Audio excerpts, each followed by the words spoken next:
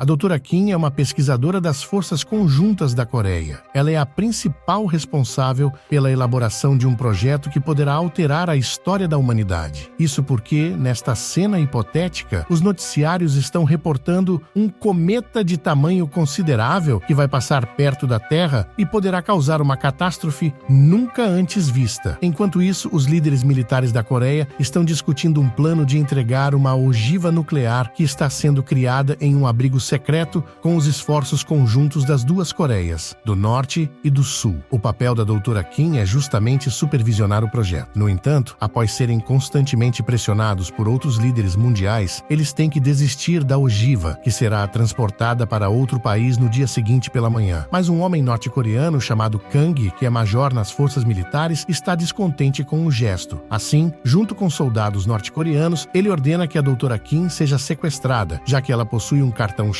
para a unidade onde a ogiva está guardada. À meia-noite, a doutora Kim é surpreendida pelos homens e levada até o local da ogiva. Então eles transportam o explosivo através de um bote inflável por um riacho onde não seriam pegos pelo exército sul-coreano e levam a doutora junto para caso ainda precisem dela. Logo, os soldados sul-coreanos descobrem a invasão. Então, sob o comando do Major Park, um pelotão é enviado para capturar o Major Kang e todos os soldados liderados por ele. Não demora muito para que eles se encontram. Eles começam um tiroteio quando escutam um barulho estrondoso, acreditando que o rival começou a atacar. Mas o que eles não sabiam é que o barulho veio de um cometa enorme que estava passando pela órbita da Terra. Mas não foi só isso. Em meio a toda a confusão, algo muito estranho acontece. Os barcos e seus tripulantes simplesmente desaparecem. Algum tempo depois, a doutora Kim abre os olhos e percebe que está em um campo com vários homens vestidos com roupas antigas. Eles correm e lutam entre si. O cometa, ao entrar na atmosfera, liberou um gás que, em contato com os gases da Terra, causou uma fissura temporal e enviou todos eles para o ano de 1572. Agora, 3 soldados norte-coreanos, 3 sul-coreanos e a doutora Kim estão tentando entender o que aconteceu. Talvez eles estivessem em algum tipo de experimento ou participando de alguma pegadinha do João Kleber, de tão tosca que era a situação. Os soldados se posicionam e atacam de volta, eliminando os Yuhen com suas armas claramente muito mais potentes do que as dos soldados antigos. Um deles, sem saber, agarrou uma granada que foi lançada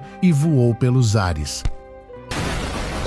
O comandante dos soldados Yushin fica irritado ao ver seus homens sendo derrotados e tenta atacá-los também. Mas foi a pior besteira que ele poderia ter feito. Isso porque ele também foi atingido na orelha por um disparo potente. Eles, sem saber, expulsaram os invasores e os habitantes da aldeia se aproximaram deles, fazendo reverência e chamando eles do apelido Soldados dos Céus, já que salvaram aquele povo com suas armas nunca antes vistas e que, ao mesmo tempo, pareciam mágicas e capazes de proteger aquele povo. Eles se abrigam em uma caverna para que possam passar a noite. Park aponta sua arma para Kang, culpando ele por tudo, e os ânimos ficam inflamados. A doutora Kim interfere, tentando acalmar os homens e ordenando que deixem o conflito de lado. Afinal, eles precisam se concentrar em descobrir um jeito de voltar para o futuro. Enquanto isso, o líder Yushin está ocupado envergonhando o comandante que fugiu do campo de batalha anteriormente.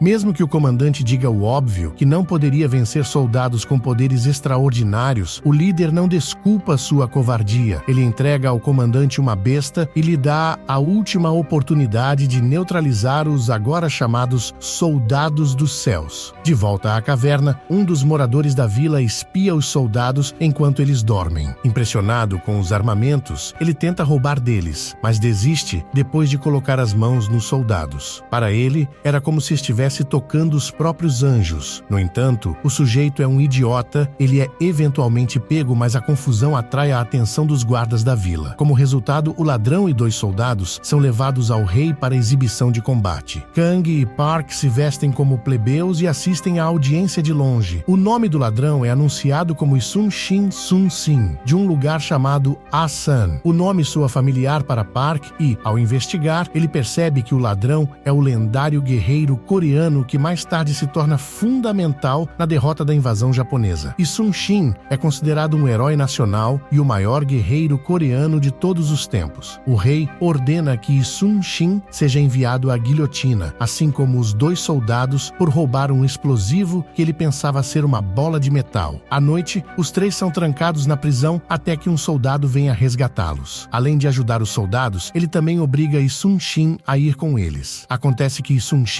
roubou armas da caverna anteriormente e os soldados querem recuperá-las. Yi Sun-shin argumenta que jogou os itens no rio, mas ninguém acredita nele. Park diz a todos que Yi Sun-shin é nada menos que o grande guerreiro lido nos livros de história. Yi Sun-shin consegue fugir quando os outros estão distraídos. No entanto, quando ele acorda na manhã seguinte, os soldados estão em seu quintal esperando por ele. Eles se curvam diante dele, chamando ele de general e pedindo perdão. Yi Sun-shin acha que estão tentando enganá-lo, mas acaba se convencendo de que seja verdade. A partir do dia seguinte, Park assume a responsabilidade de treinar Yi Sun-shin e fazer dele o general pelo qual ele será conhecido no futuro. Yi Sun-shin fica confuso no início, mas acaba aceitando o treinamento rigoroso. Uma manhã, quando ninguém está por perto, Yi Sun-shin vai para a floresta com as armas que ele havia roubado dos soldados. Ele acredita que elas valem muito dinheiro, portanto, ele decide enterrar em uma área pouco conhecida, perto de uma árvore, para que possa ganhar um bom dinheiro vendendo elas em outra ocasião. Porém, uma garotinha muito curiosa aparece e vê ele enterrando os objetos. Ela se aproxima fazendo milhões de perguntas, mas Yi Sun-shin tenta se livrar dela dando alguns doces e pedindo para que ela guardasse segredo. Ela se contenta com o presente. Entretanto, mais tarde, ela aparece na vila brincando com uma das armas que acabou de desenterrar. Que menina enxerida! Enquanto isso, Park e os outros tratam Yi Sun-shin com respeito e cuidado. A doutora Kim acha que eles não devem interferir na vida de Yi Sun-shin, pois isso pode mudar o futuro de toda a nação. Mas Park acredita que Yi Sun-shin precisa deles para se tornar um guerreiro. Uma tarde, a doutora Kim reúne todos e revela que descobriu algo sobre o cometa. A última vez que ele passou perto da Terra foi há mais de 4 décadas, em 1572, o que significa que eles foram transferidos para uma data em que o cometa passará novamente. E se, de acordo com o calendário lunar, ela estiver certa, eles terão uma chance de ver o cometa passar novamente em 4 dias à frente. O único problema é que ela não sabe em qual parte da vila eles devem estar quando o cometa passar, mas ela tem certeza de que encontrará uma solução para isso. À noite, Park vê seus soldados mexendo nas coisas de Yi Sun-shin. Eles encontram muitas raízes de plantas e percebem que Yi Sun-shin é na verdade um simples contrabandista. Eles queimam tudo, pedindo a Yi Sun-shin que se recomponha e faça o que deve fazer pela nação. Irritado por ser tratado como uma criança, Yi Sun-shin se afasta. Pouco depois, um soldado sul-coreano tem uma ideia para tentar manipular Yi Sun-shin.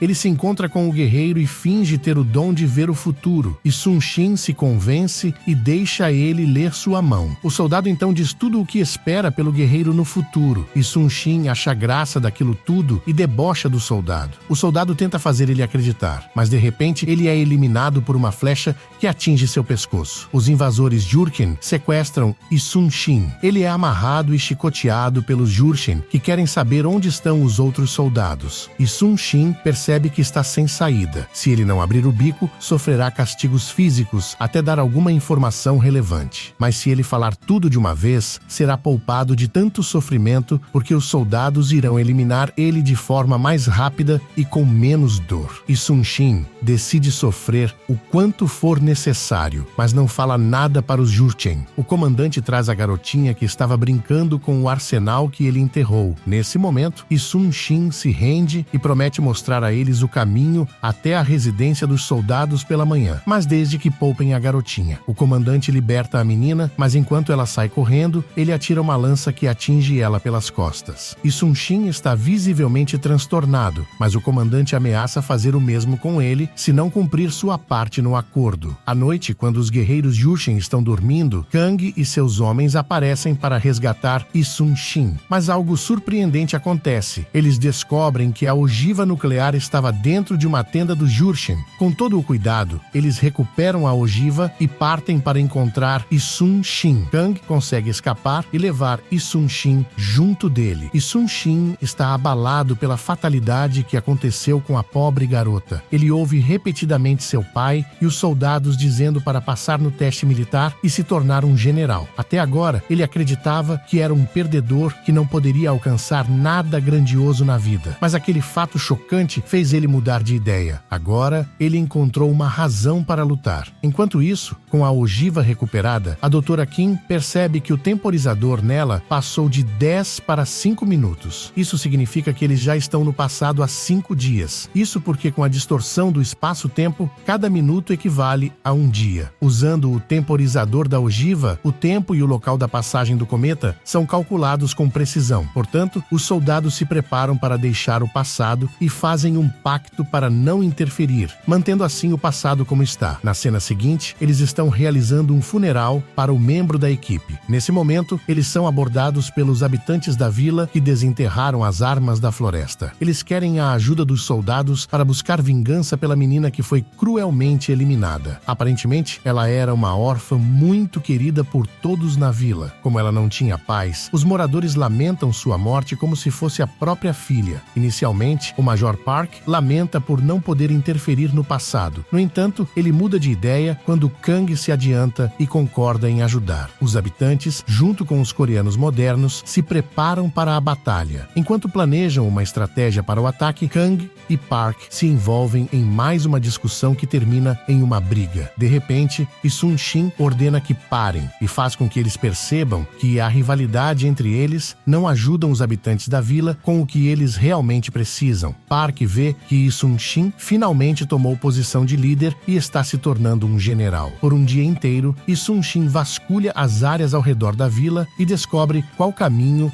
os Jurchen vão tomar. No dia anterior à chegada dos Jurchens, a Dra. Kim percebe que seus relógios estão se movendo mais rápido. Isso significa que o cometa está acelerando a uma velocidade maior e eles terão que voltar para casa antes que os Jurchens cheguem para a invasão. Os soldados têm que escolher entre voltar para sua antiga vida ou ajudar os habitantes. Todos acabam decidindo voltar para casa, pois ficar na vila pode não ajudar Yi Sun-shin. Mas enquanto Park está concentrado em preservar o passado como ele é, os norte-coreanos percebem que suas vidas estão comprometidas no futuro, já que eles roubaram a ogiva nuclear que salvaria o mundo do cometa. No último minuto, Kang muda de ideia e decide voltar para a vila para ajudar a defender aquele povo dos Jurchen. Aos poucos, um a um admite que é o melhor a se fazer e se juntam a ele. Eles até entregam seus colares à Dra. Kim e pedem que ela devolva às suas famílias caso nunca mais eles voltem. Algum tempo depois, Yi Sun-shin consegue escapar de onde estava preso e se junta aos habitantes em sua batalha. Os invasores iniciam o primeiro ataque, dando início a uma luta longa e difícil. Os soldados dos céus usam seus explosivos para aniquilar os inimigos. Eles conseguem neutralizar o primeiro ataque, mas o que eles não esperavam é que uma segunda onda de ataques aconteceria. Dessa vez, eles não têm mais suas bombas, enquanto os guerreiros estão com arcos e flechas mais sofisticadas. Os habitantes são dizimados aos poucos. O líder dos Jurchen, junto com seus homens, consegue enfraquecer os ataques vindos da vila. O Major Kang, ao tentar proteger Yi Sun-shin, também é atingido por uma das flechas e não resiste. No final da batalha, apenas o Sargento Choi e Park estão vivos dos soldados dos céus. Mesmo assim, eles não desistem e travam uma batalha feroz contra os inúmeros soldados Jurchen. Foi difícil, mas os rivais são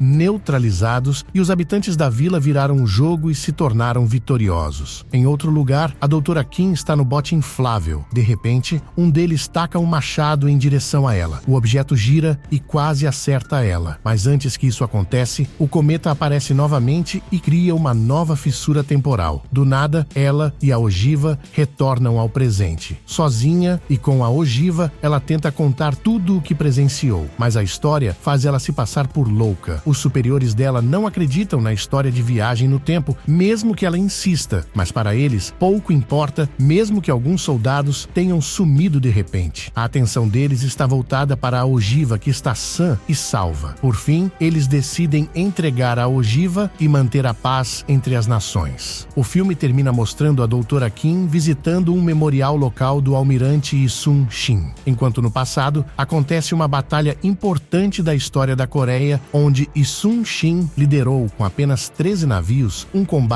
bem sucedido contra uma frota gigantesca de mais de 300 navios japoneses. E adivinha quem estava lá junto com Isun Shin? Isso mesmo, Park e Choi, seus principais oficiais e possivelmente conselheiros. Esse foi o recap do filme de 2005 chamado Heaven's Soldiers. Espero que tenham gostado, curtam e se inscrevam no canal para mais conteúdos como esse. Aproveita e comenta sua nota abaixo. Estou deixando esses outros vídeos aqui na sugestão. Tenho certeza de que você vai gostar. Obrigado por assistir. Um grande abraço e até o próximo recap.